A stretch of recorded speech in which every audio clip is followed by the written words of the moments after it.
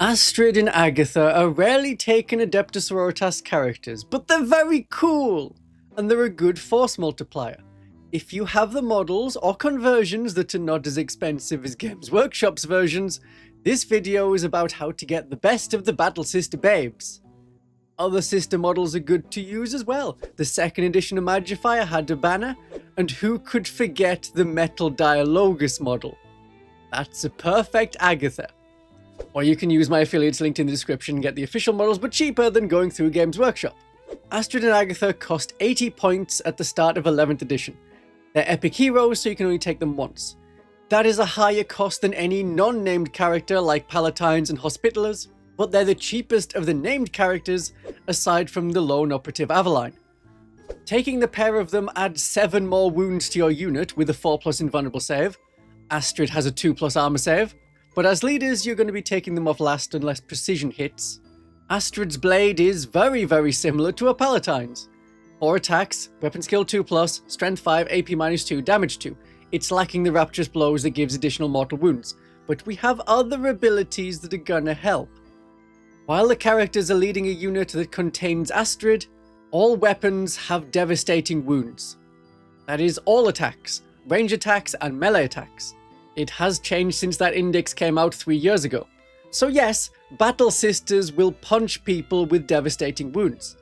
This also applies to the character models, and in 11th edition, they continue to be leading a unit even if the bodyguard is destroyed. So the only way the devastating wounds from leading a unit would go away is if it was never on and you chose to deploy Aestred and Agathae alone without a bodyguard like a crazy person. It's not a good idea.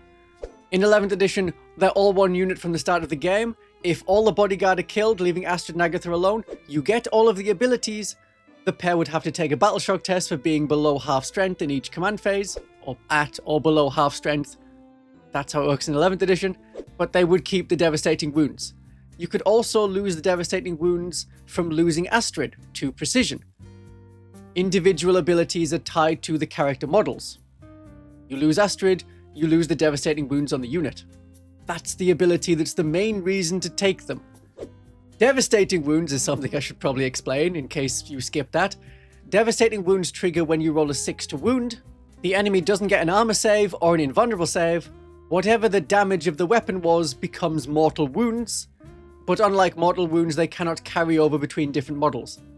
3 devastating wounds will kill 1 2-wound enemy. It's a really powerful ability to get through high invulnerable save or high armor save opponents. And even against low armor save opponents, it turns our low armor penetration weapons into very high wound causing weapons. But we get 2 characters, and Agathae has 2 abilities of her own. As long as Agathae is there, every time you destroy an enemy unit, you gain a miracle dice. Good, let's do that while Agathe's alive. In 11th edition, these sisters have fewer miracle dice at time of recording, because in 10th edition you got a miracle dice for every character unit and bodyguard unit destroyed because they split on death to become 2 different units, each one giving a miracle dice for a destroyed unit. In 11th edition, because characters and bodyguards are all one unit for all the purposes, when the whole unit is destroyed, you get 1 miracle dice. Killing enemies gives us another way to get miracle dice outside of all of the fun things in the Army of Faith. You may not be playing these characters in the Army of Faith. The other way, it's identical to the Saintly Example enhancement. When Agathae dies, you get D3 more miracle dice. As a character model, you will have to put her after the bodyguard models, but she could be the first of any character models to bite it. Now we have our characters, which units are we going to put them with? And there's a lot of choices. Let's narrow it down. Start with Dominions. Dominions with Stormbolters. The Stormbolter version is cheaper than the Meltagun version, because in 11th edition, at least at the start, at least at time of recording, each Meltagun costs 5 additional points. So if you want 4 Meltaguns in the squad, it's 120 points for 10 Dominions. If you're fine with Stormbolters, it's 100 points for the Dominions. The Superior can have a Hand Flamer. That is the weapon I would recommend. It has okay range, random number but lots of attacks, and you can get devastating wounds from it. It auto hits, it doesn't auto wound, you're still rolling wound rolls, devastating wounds can trigger. You're averaging about 5 or 6 devastating wounds between the bolters, the storm bolters, and all the other ranged weapons, assuming you're in rapid fire range. So the bolters are firing 2 shots each, the damaged 2 storm bolters are firing 4 shots each. It's 49 devastating wounds max. The 4 shots of the storm bolters at rapid fire range that are 2 damage each could cause 32 damage. 10 shots from bolters, damage 1, 6 from the hand flamers, and 1 from the bolt pistol of Agatha. In the Champions of Faith detachment, you can use Suffer Not the Unfaithful for sustained hits to get more hits that could be more devastating wounds. You can keep upping the number of devastating wounds, but 6 devastating wounds is not to be sniffed at. That's like maximum grenade mortal wound damage. In 11th edition, devastating wounds are applied after the others. When attacks cause mortal wounds and normal damage, you resolve the normal damage first, then you resolve the devastating wounds of that weapon. So when the storm bolters shoot, you do the normal wounds first, then you do the devastating wounds, then you shoot with the bolters, do the normal wounds, then do the devastating wounds. What can happen from this is the enemy will take casualties, maybe killing the bodyguard, and then the devastating wounds, which ignore invulnerable saves, will hit last and go against the characters in the unit whose invulnerable save is now useless. It's a very cool ability for getting rid of enemy character units. The trick with the Dominions is getting them into rapid fire range in the first place. You can jump between cover, moving behind area terrain, moving into area terrain and shooting out, or you can go into a Rhino. That's probably better and safer. A Rhino fits 12 models, you have 10 Dominions in the 2 characters, so it's enough. They can pop out within rapid fire range of the enemy. If you're in the Bringers of Flame detachment, the Rites of Fire won't help with devastating wounds, as the +1 to wound doesn't interact with devastating wounds. Devastating wounds triggers on an unmodified wound roll of a 6. Carry Forth the Faithful is very useful for getting your Dominions right in, right away. The Rhino can move and advance, and then the unit inside can disembark. The rules as they are at the start of 11th edition's launch are a mess. Strictly speaking, under the rules we have, that would mean it's a desperate disembark. A combat disembark. You can only do a rapid disembark if the tank made a normal move, or an ingress move. You can only do a tactical disembark if the transport remained stationary. Leaving you with the option of combat disembark, you must select this mode if you cannot do the others. The transport advanced, so it didn't remain stationary and it didn't make a normal move, so all of the Dominions would have to make a hazard roll. Then the unit would be battle shocked and not eligible to declare a charge. But use the Tacoma FAQ, which should become the July FAQ and errata. Treat it as a rapid disembark. You get out, you can't move anymore, you can shoot, which is what we want to do, but you can't charge. Gonna get those desperate extra devastating wound fists in there. Another turn. In 11th edition, you can have multiple characters in a unit, as in multiple character units. Aestred and Agathae are 2 characters, but they're 1 character unit, 1 leader unit. You can also add a support unit. However, at that point you won't be able to fit in a Rhino because there'll be 13 models in the unit. There's many different bonuses you can get, along with stacking those stratagems we've mentioned. If only there was an app which told you which bonus was better. You could compare Dominions to other units the pair can lead, and you can run those comparison checks. Find out how much more value you get from sustained hits. Does that translate into another Victorious Guard dead? The Adept Roll app is downloadable and linked in the description and the comments. Using it, you can find out how much of a difference having Aestred and Agathae can make to your unit. Compare having Aestred and Agathae to having a Canoness or having a Palatine. This tells you the data at a list building step, and its new comparison mode tells you how much more value you get out of having Aestred and Agathae compared to not. It's an app I recommend and have recommended before and hope to recommend again in the future. One of the characters that can give you a bonus that's not support, it's the Triumph of St. Catherine. If you're nearby to these Dominions and you have the Simulacrum of the Argent Shroud around, that's an aura. All friendly Adepta Sororitas units within 6 of the model get to reroll wound rolls of 1. If you're rerolling wound rolls of 1, that increases the chances of you rolling a 6 to wound and getting a devastating wound. I'm not saying you should take the Triumph and then combine it with Dominions and Aestred and Agathae. You're probably okay without the Triumph, but if the Triumph is in your list and the Triumph is nearby, make sure you have that Argent Shroud aura up. It'll increase the number of devastating wounds and wounds generally that you can cause. Attach a Dialogus along with Aestred and Agathae. Any miracle dice you use becomes a 6. Use any miracle dice on the wound roll, it becomes a 6. That triggers devastating wounds. This is going to be best on a melter weapon. If you include a Dialogus in the squad, have at least one melter gun for that devastating wound roll. Then you're rolling d6 plus 2 devastating wounds, assuming melter range, and assuming you hit. In the Army of Faith, you can do 2 Acts of Faith per unit per phase, and each Act of Faith becomes a 6 with the Dialogus. You could guarantee that hit roll, or, because we're hitting on a 3+ usually, roll a hit roll, change the wound roll into a 6 to get devastating wounds, change the damage roll into a 6 to get at least 6 wounds, plus another 2 if you're in half range. Hi! Take 8 devastating wounds plus any others from Storm Bolters and Bolters, and the Hand Flamer. That has more than doubled the amount of devastating wounds this unit causes. Devastating wounds don't overspill, so this works well against tanks and monsters, but not as well for low wound units like Votann. It's perfectly fine to have one melter gun if you're taking a Dialogus. If no Dialogus, I would stick to Storm Bolters. Your other support choices are a Dogmata. That's a combat unit. That's increasing our objective control. No Dogmata, no. You could have a Hospitaller to bring back Dominions, even if all the Dominions are dead. That's how the rule works at the start of 11th edition with characters and bodyguards, all part of the same unit from the beginning of the game. You could lose all the Dominions, you could lose Agatha, after that you could potentially lose Aestred, and the Hospitaller could bring back, not characters, but you could still bring back the Dominions. Ideally, let's keep Aestred around, because that's where our devastating wounds come from. An alternative defense is an Imagifier. It's another kind of flag. We keep all the flags together. The unit then has a 2+ armor save and a 4+ invulnerable save. Battle Sister bodies with a 2+ armor save can really surprise the enemy. While you wouldn't be able to fit inside any of our transports because of the unit size, the Dominions have a rule that lets them scout while in a transport, even if the leader doesn't have scout. As the rules are right now, that does not apply if there are any support characters in the unit. Support characters do not have the leader ability. The compatibility document removed the leader keyword and added the support keyword.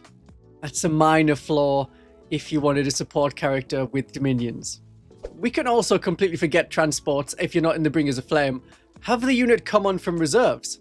As you do, you're gonna be in half range, apart from the melter weapon. But the rapid firing Storm Bolters and Bolters, they're in half range right away, and we're getting devastating wounds against a target pretty much of our choice. That's a lot of options for you. My recommendation, if you're playing around 1000 points, have the Dominions on the table, then they're another unit that can move up, temporarily hold objectives, generate miracle dice with their simulacrum. Only have Aestred and Agathae, don't bother with support characters. In larger games, arrive with an ingress move and shoot the enemy that's closest. Obviously you ingress move in a place towards something you want to shoot. It's a lot of bullets, devastating wounds is good. You can also clear away hordes like Termagants, Chaos Cultists, and Imperial Guard squads. I would stick with the Storm Bolters, rather than adding one melter gun or really 2 melter guns so that on average you'll hit with one of them, and then the Dialogus does some stuff. Even in Army of Faith, I would keep the Dialogus somewhere else. I have an Army of Faith advice video which tells you where I would put that Dialogus and what tricks we can do with it. Dominions plus Aestred and Agathae is fine. So that's Dominions. There are many other choices. Why not Battle Sisters? They have free melter weapons. They can have a melter gun and a multi-melter while the Dominions have to pay for them. These are points values in July 2026. But Dominions have a lot more Storm Bolters, there's more shots, and their damage too. That's a lot more devastating wounds that the unit can cause. And if you have all Storm Bolters, it's the same price as a Battle Sister squad. Why not Retributors? The unit costs the same as Dominions, but at half the squad size, they die quickly. You get one effective shot from them. And you probably want multi-melters, which give you a unit with Aestred and Agathae that costs more than 200 points and relies on the tactic of rolling 6s when you only have a small number of dice. Average 4 hits from melters does not, on average, give you a wound roll of a 6 with good damage. And adding a Dialogus on top of this is madness. A 75-point enemy unit can then wipe out your 250-point unit. No. If you have Retributors, use them by themselves. Why not Novitiates? Not enough attacks, and there's no damage higher than damage 1 besides an overcharged plasma pistol, which, as a strict adherent to the holy trinity of Melter, Bolter, and Flamer, I don't take. What about Insidiants? Well, the main boost of Aestred and Agathae is the devastating wounds. The Condemner bolt pistols and all but the swords of the melee weapons have devastating wounds already. Aestred and Agathae are not needed. What about Crusaders? It's cute, but 2 to 4 people with damage 2 weapons are for completing actions and relaxing on objectives, not rushing in to fight, and you get more damage 2 attacks cheaper with 5 Sacresants. But we want a unit of 10 Sacresants, so let's discuss adding Aestred and Agathae to Celestian Sacresants. I would have said, have halberds. You get more attacks with the halberds than you do with the mauls, but they're damage 1, and that was for 10th edition. The mauls are damage 2. Mauls, maces, bonk sticks, you know the things I mean. That's more damage that becomes devastating wounds. They have lethal hits, but an improvement in 11th edition made lethal hits optional. This is what makes the mauls better than the halberds in 11th edition when it comes to combining them with Aestred and Agathae's devastating wounds. You can choose not to trigger the lethal hits. If you're fighting a unit with high toughness but poor save, like Chaos Spawn or Kroot mounted units, use the lethal hits. If you're fighting a unit with an invulnerable save or high armor save, like Terminators, skip the lethal hits, try and get those devastating wounds. There is an even higher devastating wound cap with 10 Celestian Sacresants than with 10 Dominions. 71 devastating wounds using no other stratagems. 60 from the damage 2 mauls, 8 from the 4 attacks of the damage 2 sword on Aestred, and 3 more from Agatha's staff. And then there are many other ways to boost that up. I'm gonna guess if you're taking Celestians, you're looking at the Champions of Faith Detachment. This is a Celestian detachment. The Celestian Sacresants have an additional objective control. If you make them righteous, they move faster, they have better leadership, and they improve their weapon skill and ballistic skill by 1. Once again, the stratagem to look at is Suffer Not the Unfaithful to add sustained hits to your lethal hits. So every 6 to hit will automatically wound, be taken out of the pool, and also an additional dice added in ready to be rolled for the wound roll. Lethal hits can't become devastating wounds because they're not rolled for the wound roll, but that sustained hit can become a devastating wound. In the Hallowed Martyrs, there is a stratagem to reroll hit rolls and importantly wound rolls if you're below half strength.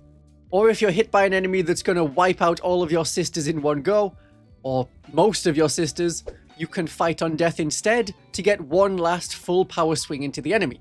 Or actually more than full strength, because your models count as destroyed, so you'll get the detachment rule of +1 to hit and +1 to wound. In 10th edition, it was a tactic in Hallowed Martyrs to do both at once. +1 to hit and wound from the detachment rule, fully rolls to hit and wound, and fight on death. But in 11th edition, you can only use one stratagem per unit per phase.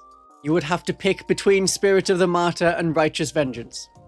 If you're not playing the 3 detachment point Hallowed Martyrs, if you're not playing Champions of Faith, maybe you're playing Army of Faith, and at 2000 points you can add in an additional 1-point detachment, like the Sacred Champions. Which I'm assuming you're taking if you have Celestian Sacresants. There is a stratagem that gives you +1 strength and +1 attack. That extra attack can become 2 more devastating wounds. And there's the Unflinching Determination stratagem to fall back and charge, or advance and charge to get your sisters into combat where they can cause those devastating wounds. If you have 2 Sacresant units, one could be with a Hospitaller, the other could be with Aestred and Agathae. Or you could combine them all together for 1 unit of 13. Adding a Hospitaller is getting really expensive, but with the points as they are at the start of 11th edition, where the second Sacresant unit costs an additional 15 points, it may be your only Sacresant squad. It's very tough. 3+ save, 4+ invulnerable save, 5+ feel no pain, and the Hospitaller resurrecting models. And with Aestred and Agathae, it hits hard, as well as being able to take some wounds. Once again, instead of a Hospitaller, we could have a Dialogus. You can change your miracle dice to a 6. We know that's useful on the wound rolls. It's also useful on the charge roll to get into combat. One of the dice becomes a 6. Even in Army of Faith, Replacing one of the dice of the charge roll is the act of faith on that dice. You can't replace the other dice as another act of faith. You've done the act of faith on the charge roll. But 6 plus d6 is your charge rather than 2d6. If you had a Dialogus or a Hospitaller, you can have the Hag enhancement from the Sanctified Orators, because even though you can't add enhancement to an epic hero, you can add the enhancement to a character that's in a unit with an epic hero. The app allows you, and currently the app is the only place that army construction rules exist. There you can have benefits like +1 to move, another +1 strength, or passing battle shock tests. The Sacresants already have a bonus that means enemies are -1 to wound them as long as they have a character. The detachment itself increases the leadership of your unit by 1 because of Aestred and Agathae. You have characters in the unit, but to get more from a detachment, you would be better off taking the Sacred Champions if you didn't have Champions of Faith as your 2 detachment point detachment. I like Aestred and Agathae. It's fun to say, hey, this unit that you thought was totally innocuous is actually causing devastating wounds. Or this Celestian Sacresant squad, which you already knew was nasty, is extra nasty because of the devastating wounds. Oh, you destroyed it? Look at all of the miracle dice I get because of Agathae. Yes, Aestred and Agathae are good with Sacresants because of that high devastating wound number, or for 180 points, that Dominion unit. 180 points. I can think of another unit that deals damage for 180 points, which also explains why I rarely use the Battle Standard Babes.